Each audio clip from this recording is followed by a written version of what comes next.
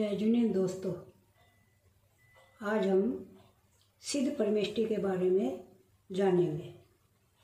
सिद्ध परमेष्टि कौन होते हैं, कैसे होते हैं, क्या उनका स्वरूप होता है।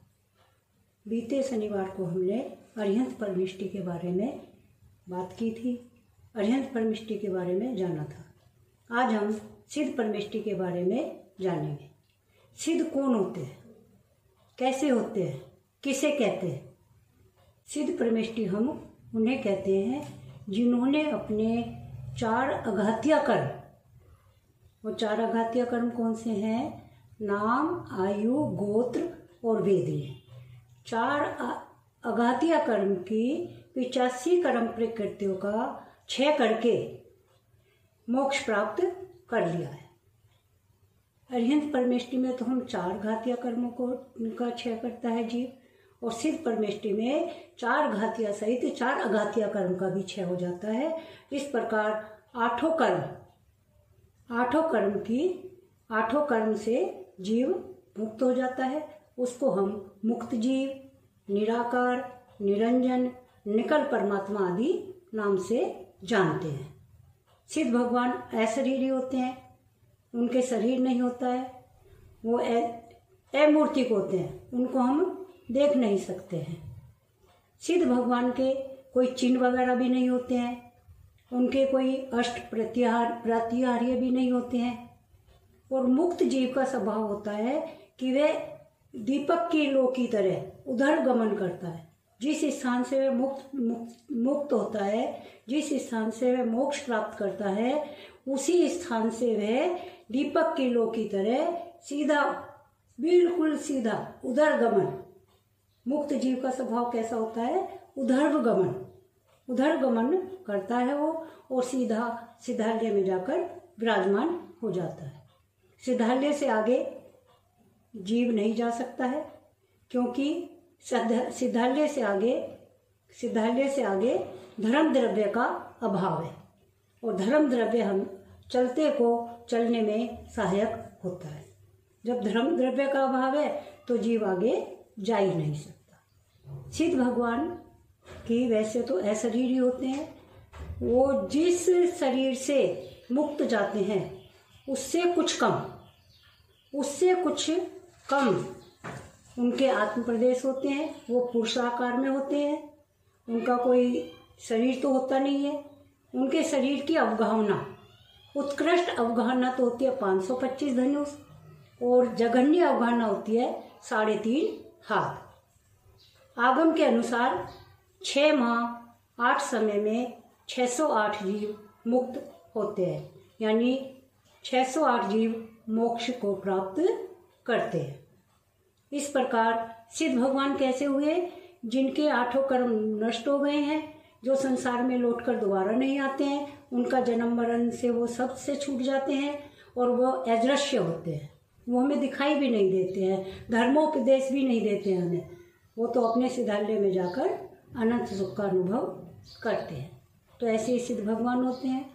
और जैसे ही जीव के ये 8 कर्मों का 6 हो जाता है, 8 कर्म नष्ट हो जाते हैं, वैसे ही उस मुक्त जीव के 8 गुण प्रकट हो जाते हैं। इस प्रकार सिद्ध भगवान के मूल गुण 8 हुए।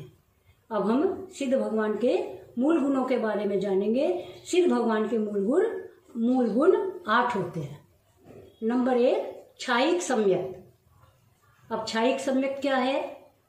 जब जीव मोहिनी कर्म की शेष 7 प्रकृतियां बचती हैं, अनंतानुबंधी क्रोध, मान, माया, लोभ। चारों के आगे अनंतानुबंधी लगेगा। अनंतानुबंधी क्रोध, अनंतानुबंधी मान, अनंतानुबंधी माया, अनंतानुबंधी लोभ। 4 प्रकृति हुई, 5वीं मिथ्यात्व, 6ठी सम्यक मिथ्यात्व और 7वीं सम्यक। इस प्रकार जब जीव की ये मोहिनी कर्म की 7 कर्म प्रकृति भी नष्ट हो जाती हैं, तब जीव को क्षायिक सम्यक प्राप्त होता है। क्षायिक सम्यक एक बार होने के बाद छूटता नहीं है, ये अक्षय होता है। अटल होता है और ये श्रुत केवली या केवली के पादमूल में ही होता है। जिस जीव के क्षायिक सम्यक गुण प्रकट हो जाता है वह जीव कम से कम अंतर्मुहूर्त में और अधिक से अधिक 4 भव में मोक्ष को प्राप्त कर लेता है। ये हुआ क्षायिक सम्यक। नंबर 2 अनंत दर्शन। अनंत दर्शन हमने अरिहंत परमेष्टि में पढ़ा था। दर्शनावरण्य कर्म के क्षय हो जाने से अनंत दर्शन गुण प्रकट होता है, जिससे जिस जीव को अनंत दर्शन प्राप्त हो जा अनंत गुण प्रकट हो जाता है भगवान के जब, तो भगवान को तीनों लोकों के तीनों काल के संपूर्ण द्रव्य एक ही समय में एक ही साथ सब उन्हें दिखाई देता है, उन्हें सब प्रकट हो जाता है। अनंत ज्ञान, ये हमने अरिहंत परमेष्टि में अच्छे से समझाए थे। ज्ञानावरण्य कर्म के क्षय हो जाने से अनंत ज्ञान गुण प्रकट होता है। इससे भगवान के तीनों लोकों के तीनों काल की सभी पर्यायों को एक समय में एक ही साथ भगवान के ज्ञान में झलकती है। अनंत वीर्य, चौथा अनंत वीर्य, ये भी हमने पढ़ा था अरिहंत परमेष्टि में। वीर्य अंतराय कर्म के क्षय हो जाने से अनंत वीर्य गुण प्रकट होता है, जिसमें भगवान को अनंत शक्ति, वीर्य माने शक्ति, अनंत शक्ति प्राप्त हो जाती है। वो सारे सुख दुख से मुक्त होकर अनंत शक्ति में समा जाते हैं। सूक्ष्म, सूक्ष्म इंद्रियों के द्वारा दिखाई ना देना। नाम कर्म के क्षय हो जाने से सूक्ष्म गुण प्रकट होता है। इसका अर्थ है कि वह जीव हमें दिखाई नहीं देता है, अमूर्तिक हो जाता है वो जीव। नंबर 6 अवगाहनत। अवगाहनत, ये आयु कर्म के क्षय होने से अवगाहनत गुण प्रकट हो जाता है। इसमें जीव में एक साथ अन्य जीव समाने की क्षमता हो जाती है, यानी इसमें अवकाश देने की। एक जैसे एक दीपक में हजारों दीपक की रोशनी समा जाती है, उसी प्रकार एक सिद्ध में अनेकों सिद्ध समा जाते हैं। उसमें चाहे कितने भी सिद्ध आ जाएं वो जगह छोटी नहीं पड़ती। अवगाहनत गुण प्रकट हो जाता है। उसमें कहते हैं सिद्धालय में इतने जीव चले गए तो वो रहेंगे कहाँ, ऐसा कुछ नहीं। वहाँ बहुत जगह एक सिद्ध में अनेकों जीव समा जाते हैं। जैसे एक दीपक में, दीपक की रोशनी में अनेकों दीपक की रोशनी समा जाती है। अगुरु लघुत। अगुरु लघुत गोत्र नाम कर्म के, गोत्र कर्म के क्षय हो जाने से, ऊंच नीच गोत्र होती है, 2 गोत्र होती है, 2 भेद हैं गोत्र के, ऊंच और नीच। गोत्र नाम कर्म के क्षय हो जाने से अगुरु लघुत गुण प्रकट हो जाता है। इसका मतलब है गुरुता और लघुता का भेद खत्म हो जाता है। ना कोई छोटा है ना कोई बड़ा है, सारे सिद्ध समान है।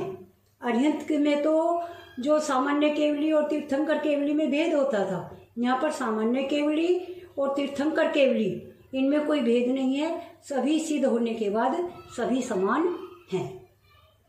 एक थोड़ा सा अंतर है कि वो पद्मासन से मुक्त गए हैं या खड्गासन से, तो उनकी अवगाहना में जिस शरीर से मुक्त होते हैं उस शरीर से थोड़ा कम उनका पुरुषाकार में आत्म प्रदेश उनके होते हैं। अब है अव्याबाधत। 8वां गुण होता है सिद्ध भगवान का अव्याबाधत। अध्याबाधत वेदनीय कर्म के क्षय होने से, 8वां कर्म है अपना वेदनीय, अघात्य कर्म है वेदनीय। वेदनीय कर्म के क्षय हो जाने से अव्याबाधत गुण प्रकट होता है। अव्याबाधत का मतलब बाधा रहित। भगवान को अनंत सुख होता है और बिल्कुल बाधा रहित। उनके सुख में किसी तरह की कोई बाधा नहीं है। वो पूर्ण रूप से अपने आत्मा में सुख का अनुभव करते हैं। इस प्रकार ये हमारे आज सिद्ध परमेष्टि के बारे में हमने थोड़ा सा जाना। सिद्ध परमेष्टि किसको कहते हैं, सिद्ध परमेष्टि के मूल गुण कितने होते हैं। अब मैं आप लोगों से इसी सिद्ध परमेष्टि के बारे में ही एक क्वेश्चन पूछ लेती हूँ। क्वेश्चन है, ए गुरु लघुत गुण कौन से कर्म के क्षय होने से प्रकट होता है? ए गुरु लघुत गुण कौन से कर्म के क्षय होने से प्रकट होता है? ये आज का क्वेश्चन है। क्वेश्चन का आंसर आपको कमेंट बॉक्स में देना है, जिसका परिणाम हम रविवार को घोषित करते हैं।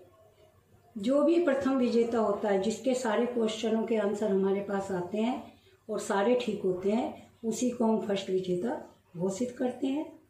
उसको हम पुरस्कार स्वरूप उसके पेटीएम में 100 रुपीज़ ट्रांसफ़र करा देते हैं।